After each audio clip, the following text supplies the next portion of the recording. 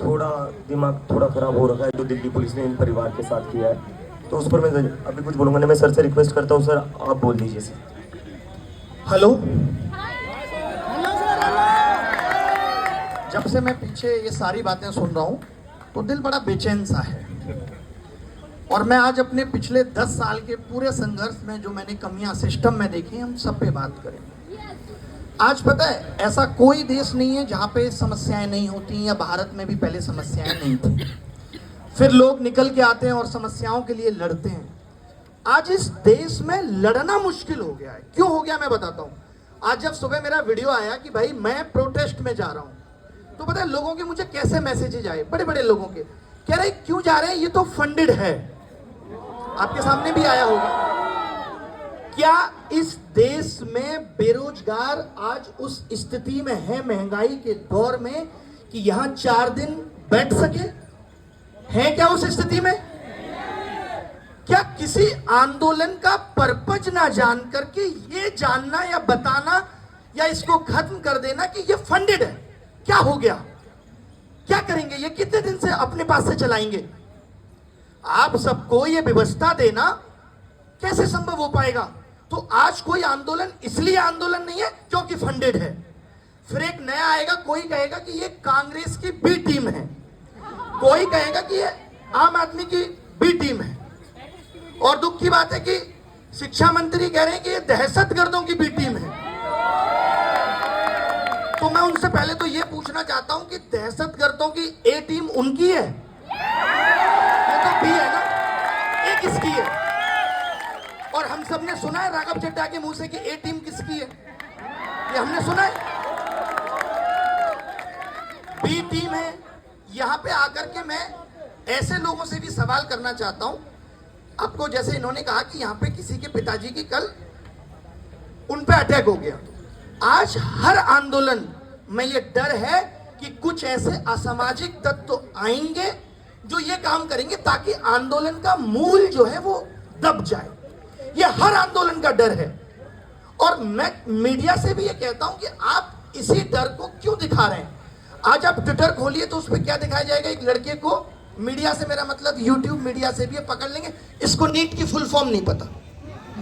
मैं तो कहता हूं कि ये अनपढ़ है, लेकिन इसको अपना इलाज तो कराना है ना, तो ये चाहता है देश में अच्छे डॉक्टर बने। इसको नीट की फुल फॉर्म पता है नहीं पता। अगर ये मीडिया उस वक्त होती तो शायद देश को आजादी नहीं मिलती, क्योंकि उस वक्त तो साक्षरता बहुत कम थी, उस वक्त लोग पढ़े लिखे नहीं थे। गांधी जी के आंदोलन में अगर आप लोगों के मुंह पे माइक लगा के पूछते और कहते फ्रीडम की फुल फॉर्म बताओ, फ्रीडम के बाद फायदा क्या होता, तो लोग शायद माइक पे बोलने से डरते, तब तो देश को आजादी नहीं मिल पाती। क्या हर एक ये जो नीट है ना, मैं आपको बताना चाहता हूं, नीट एक रिसेंट में हुआ मुद्दा है, लेकिन ये जो आवाज इन्होंने उठाई है या आप लोग जो आज यहाँ इकट्ठे हुए हो, ये 5-7 सालों का गुस्सा है जो पिछले 8 साल में 80 पेपर लीक हुए, ये उसका दर्द है। नीट का पेपर ठीक से हो इसलिए इतने बड़े देश के प्रधानमंत्री को 45 मिनट के लिए रोक दिया जाता है, लेकिन पेपर लीक नहीं रोकेंगे। वो क्यों रोकेंगे? पेपर लीक तो उद्योग है, इससे हमें फायदा हो रहा है, ऊपर तक पैसा पहुंच रहा है। आप बताइए, आपने कभी बिहार के शिक्षा मंत्री को सुना है? आप कहेंगे उनको खुद ही नहीं पता कि वो शिक्षा मंत्री है कि स्वास्थ्य मंत्री है। अगर देश का स्वास्थ्य मंत्री और शिक्षा मंत्री ठीक हाथों में ये जिम्मेदारी नहीं दी जा रही, तो क्या ये नेतृत्व पे सवाल खड़े नहीं करता? कि आप किसी को भी उठा के स्वास्थ्य मंत्री बना दे रहे हैं जिसके खुद के स्वास्थ्य पे सवाल उठ रहे हैं?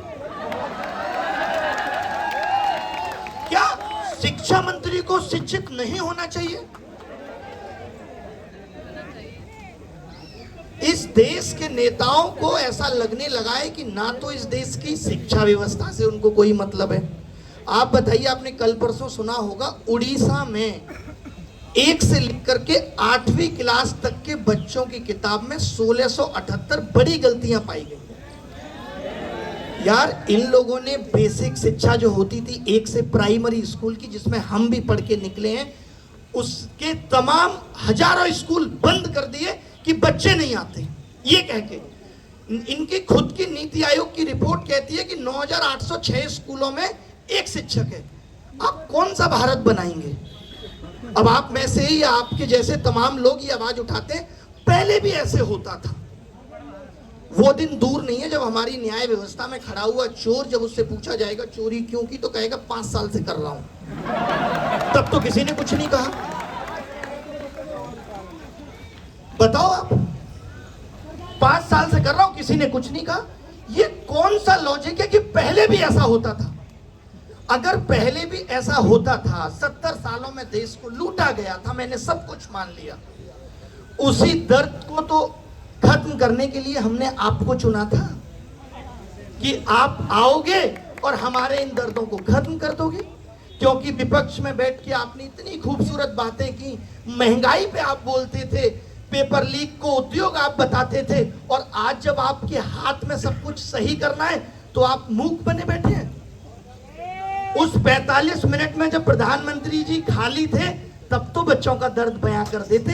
हमने तो कभी मन की बात में युवाओं की बात नहीं सुनी, हमने तो कभी परीक्षा की चर्चा में असली मुद्दों की बात नहीं सुनी।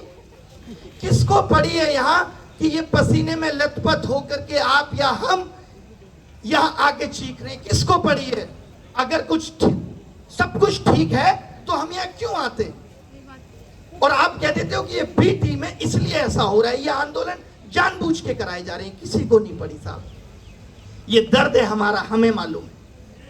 हर जगह नीट का पेपर लीक कर देंगे, 25 बच्चे मर गए साहब। साकेत के होटल में आग लग जाएगी, 22 लोग मर गए। लाइब्रेरी में आग लग जाएगी, 22 लोग मर गए। मजाक चल रहा है क्या देश में? बीएड का पेपर देने गए लोग बाहर फोटो स्टेट कराने आए, जहां खड़े थे गड्ढे में गिर गए। ये देश सुधारने आए थे आप?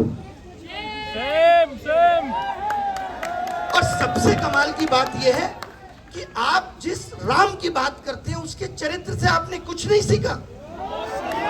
वो राम रात में निकल के लोगों का दर्द दुख सुनते थे, आलोचना सुनते थे कि प्रजा क्यों उससे खुश नहीं है, और आप उस आवाज को खत्म करने का काम करते हैं। मैं उन लोगों से कहना चाहता हूं जो ट्विटर पे और यूट्यूब पे बहुत बड़े ज्ञानी बने हुए हैं और जो इस आंदोलन की सिर्फ कमियों को निकाल के बता रहे हैं, जैसे आज तुम ये कहते हो ना कि 70 सालों में देश पीछे चला गया, आगे आने वाले वक्त में हम कहेंगे कि 100 सालों में भी देश बहुत पीछे चला गया। चाइना 1980 में हमसे पीछे था और आज देख लीजिए कहां पहुंच गया। मैं ये कहता हूं कि 2014 से पहले कोई विश्वगुरु नहीं बोलता था अपने आप को। 2014 से पहले कोई नहीं कहता था कि 2047 में विकसित भारत बनाना है। ये सब तो सपने आपने हमें दिखाए, और अब आप कह रहे हैं उससे पहले ऐसा होता था इसलिए आप भी ऐसा करोगे। क्यों भाई?